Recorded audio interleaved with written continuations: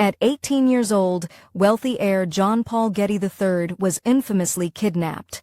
To get the ransom, his captors cut off his ear and mailed it to his family.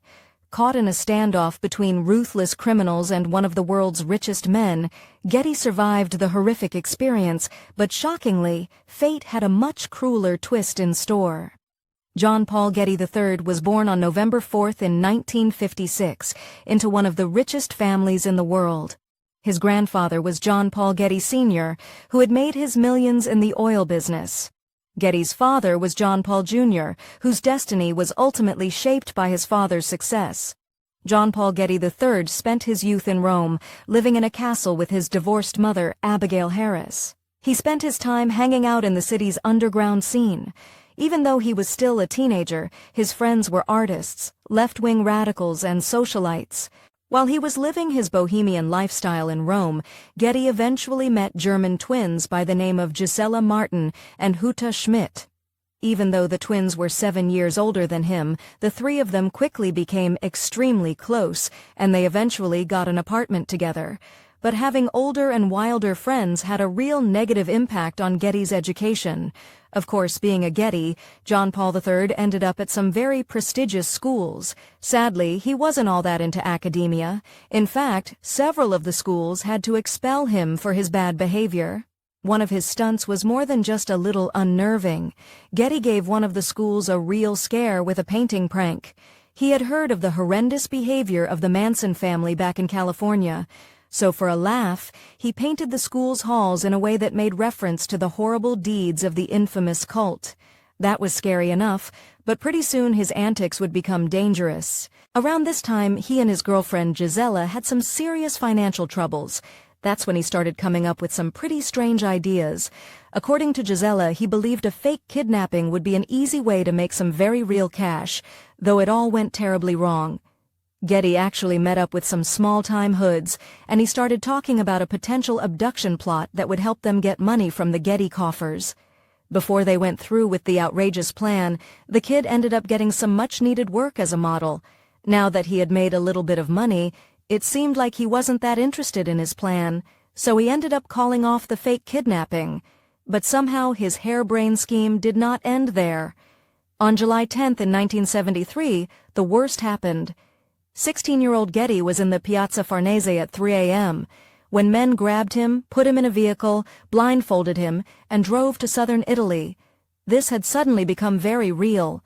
Getty's abductors threw him into a cave in Calabria and kept him prisoner. As it turned out, these were not some petty thieves. They were members of Italy's notorious 'Ndrangheta, which is one of the most powerful gangs in the world. Getty was now in serious trouble. Of course, the Mafia wanted money, and they didn't waste any time issuing their demand. They wanted $17 million, which would be worth over $120 million today.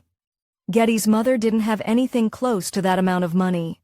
She wasn't rich like her ex-husband's family, and so she had no way to access their million-dollar fortune.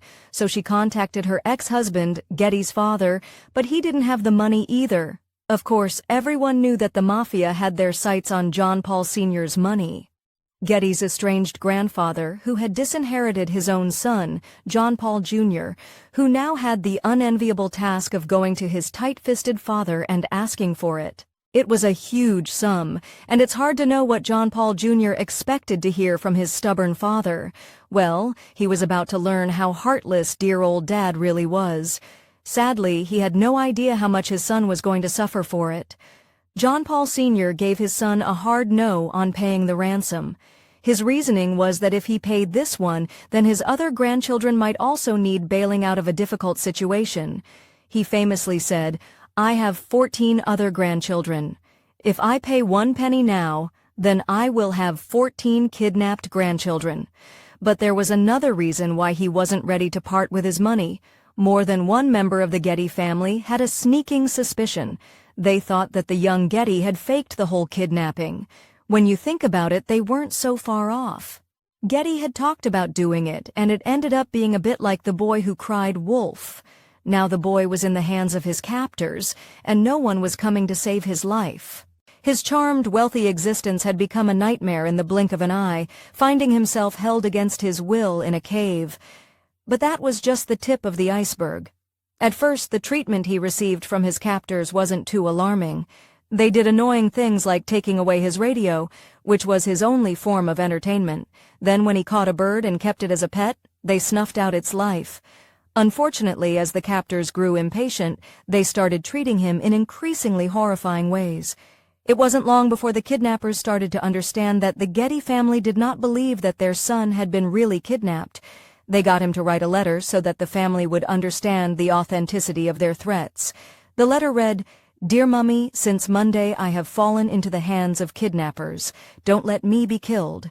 Unfortunately, things are about to get even more deranged. At some point, Getty's captors started playing a tormenting game, a Russian roulette, on Getty's head.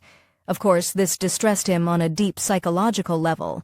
On top of this, he was also beaten relentlessly. But while the boy was suffering, there was still no word from his grandfather about paying the ransom. Also, his captors decided to take things to the next level. Amping up the horror, the kidnappers sent out another demand. But this time with one chilling addition, something that would get his family's attention in the worst way possible. About 4 months after Getty first went missing, an Italian newspaper received a letter through the mail. In the envelope, there were 3 things: a written message, a lock of hair, and a human ear. It soon became apparent that the hair and the ear belonged to Getty. The enclosed message was equally shocking. In the letter, the Mafia assured everyone that the hair and ear were Getty's. They wrote, "This is Paul's ear. If we don't get some money within 10 days, then the other ear will arrive. In other words, he will arrive in little bits." The strange thing was that they had reduced the amount owing drastically. They were now after only $3.2 million, down from the $17 million they had asked for previously. If John Paul Sr. was heartlessly trying to wriggle down the price, he was winning. Meanwhile, back in the cave, Getty was in really rough shape. Obviously, he had a wound where they had removed his ear. But when the injury got infected, the situation got even dicier. And to make things worse, he also came down with pneumonia. With Getty's health spiraling out of control, his captors needed to get their hands on some penicillin to keep him alive. But even this went awry. Treating Getty turned out to be a major headache for his captors. Unfortunately, giving him such high doses of penicillin had a negative effect, and he developed an allergy to the medicine. Their solution to this problem was even worse. When the penicillin stopped working, Getty's captors started treating him with large amounts of booze. They thought this would help with the pain and maybe keep him warm, but it only caused him to become extremely dependent on it. Getty really needed his grandfather to pay the lower ransom. It was his only hope at surviving. John Paul Sr. still wasn't willing to fork out what they needed to pay for the ransom, but he did make Getty's dad an offer. He finally coughed up $2.2 million, which turned out to be the highest amount that he could use as a tax deduction. He then gave the remaining money as a loan, one that his son would have to repay at 4% interest, which tells you everything about what kind of man this was. Getty's father finally had the money. He was relieved. Now he just had to save his son. The payment of the ransom went off without a hitch. Authorities found Getty at a gas station on December 15, 1973. He'd been in captivity for more than 5 months, and he was now a year older. Obviously, he was in terrible shape, both physically and mentally. He also had to face his family, the same ones who had let him languish in captivity before they finally paid his ransom. It was going to be very awkward. Likely at some point, the young man eventually found out that his grandfather refused to pay the initial ransom, allowing him to remain in anguish for months. Still, in the end, John Paul Getty Sr. had come through in his own stingy way. Getty's mother insisted that he call up his grandfather to say thank you. As if adding insult to injury, John Paul Getty Sr. refused to pick up the phone. After everything the boy had went through, it was now crystal clear that his family allowed him to suffer while they haggled over money. That cruel realization would go on to shape the rest of his life. Getty may have won his freedom, but his suffering didn't end there. On the bright side, he still had his friends, the twins. Before the kidnapping, the relationship between Getty and Gisela had gotten more intense, and after the kidnapping, they built on this romantic foundation, eventually getting married in 1974. He was just 18 years old when he and Gisela had their own child. After all, Gisela had been 5 months pregnant at the time that they said "I do." They then had a son they called Baltazar. It seemed possible that Getty could put the trauma of his kidnapping behind him and have a normal life with his wife and child, but that all depended on one thing. He had to get over the psychological scars, and they were deep. On the surface, he tried his best to return to some semblance of normalcy. In 1981, he appeared in the dark comedy The Territory. This seemed like a strange choice for his recovery. The film is about a group of lost campers who resort to cannibalism, which might sound a little too close to the ordeal in the cave. Well, I guess he knew what he was doing because his next film was an equally strange choice. The experimental filmmaker Wim Wenders borrowed the entire cast and crew from The Territory to make his film The State of Things. The film had an eerie reference to owing money to the Mafia, which of course mirrored Getty's own life. As it turned out, Getty wasn't coping all that well with his psychological scars. He and Gisela moved to New York City, where they became involved with the art crowd surrounding Andy Warhol. At this point, the young man had started constantly drinking and getting high. He was in no condition to be a husband or a father, and worst of all, he was in jeopardy of losing his family. Reportedly, Gisela grew weary of Getty's lifestyle, and sources say she packed up the kids and moved to San Francisco, where she started working for a theater company. Getty was left to his own devices back in New York, and that's when his life went completely off the rails. With his wife and children gone, he continued on his downward spiral. He simply couldn't face the reality that came with sobriety. The reality was that he was still deeply traumatized from all those months he spent chained up in a cave at the mercy of his criminal captors. It was all too much for him to cope with, and it culminated in a disaster in 1981, when Getty's addictions took him to a very bad place. He mixed some dangerous substances and ended up having both a stroke and liver failure. While these two things sound treatable, together they resulted in something much, much worse. This chilling medical incident changed John Paul Getty III's life forever. He would never be the same. Not only did Getty lose his ability to speak, but his eyesight was also disastrously affected. He became partially blind.